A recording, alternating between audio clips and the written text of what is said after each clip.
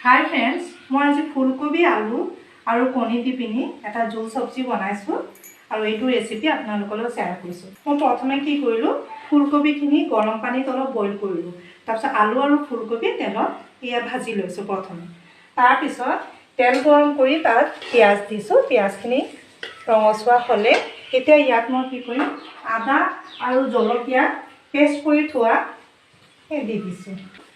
तार माने आमी जलकिया गुड़ी नाखाओ केতিয়াबा आलही आहिले सब्जी कालार तो धुनिया करिবৰ কাৰণে जलकिया गुड़ी दिम। बेसिभाग केঁচা जलकिया खाओ।